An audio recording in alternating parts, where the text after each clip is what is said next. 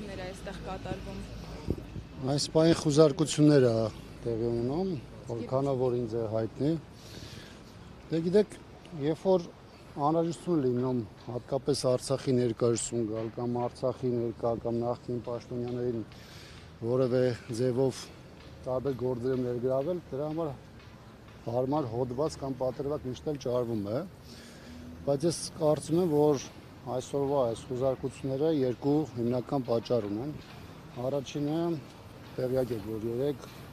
ազգային ժողովը Արցախի խորհրդանական լսումներ էր կազմակերպել, որի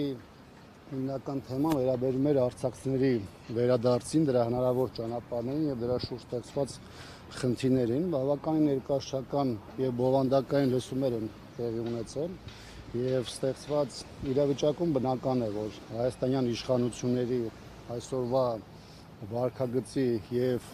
բառապաշարի պայմաններում դա բնականաբար որևէ ձևով իշխանության համար չէր ընկալվելու։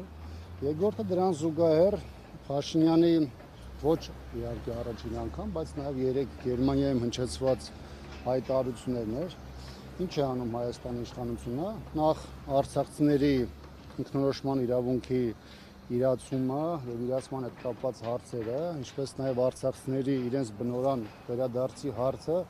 նախ բերեց եւ հավասարացվեց այսպես կոչված արևմտյան Ադրբեջանի տերմինաբանությանը, որը բացարձակ անհեթեթ է եւ արհեստական ստեղծված հասկացություն էր, եւ երկրորդը Հայաստանի իշխանությունը փորձում է Ադրբեջանի համար ականջահաճո, նրանց քիմքին հաճելի գործողություններ իրականացնել, ցույց տալու համար, որ որևէ կերպ թույլ չի տալու արցախցիների իրենց վերադարձի հետ կապված կամ խախտված իրավունքների վերականգնման ուղղությամբ որևէ աշխատանք իրականացնել։ Ես ձեզ ուզում եմ նաև հիշեցնել, որ ինքնորոշման իրավունքի սկզբունքը, որը նաև դրված է արցախցիների Արցախ վերադարձի այդ հիմնական ռազմավարությունում, բխում է միջազգային իրավունքից։ Դեռ չեմ խոսում այն մասին, որ 3 տասնամյակ Արցախ ունեցել է պետականություն, որը եւս եղել է միջազգային իրավունքի հիման վրա, եւ ի դեպ նաեւ հայաստանյան իշխանությունների կողմից հրապարակված բանակցային գործընթացն է, փաստաթղթերն են ցույց տալիս, որ հիմքում եղել է ինքնորոշման իրավունքը եւ դրա իրագործման գործիքակազմը, եւ այս պայմաններում հայաստանյան իշխանությունը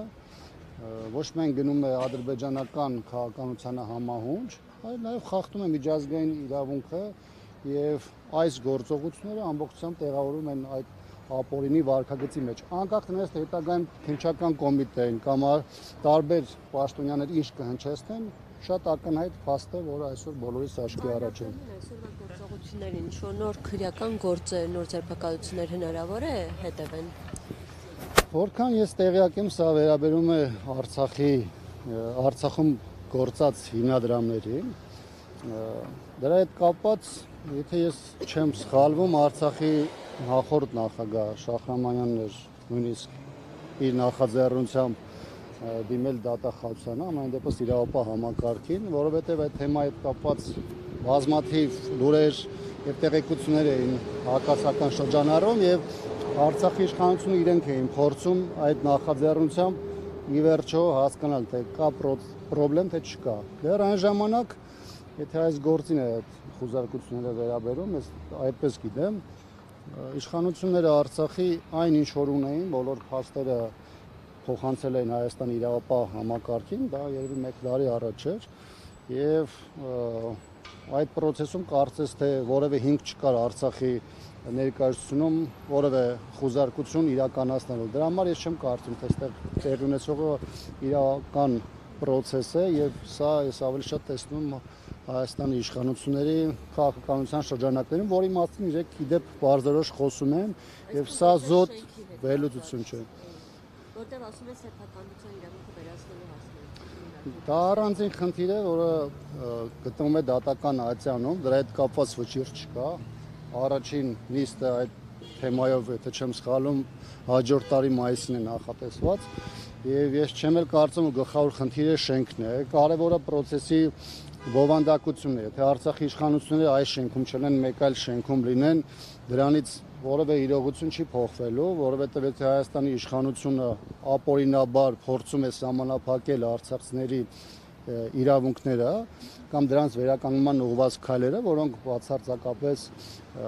օրենքի եւ օրինականության շրջանակներում են, դա լրիվ այլ պատմություն է եւ շենքի հարցը զուտ այստեղ երկրորդական խնդիր է։ Պարոն Աբրամյան,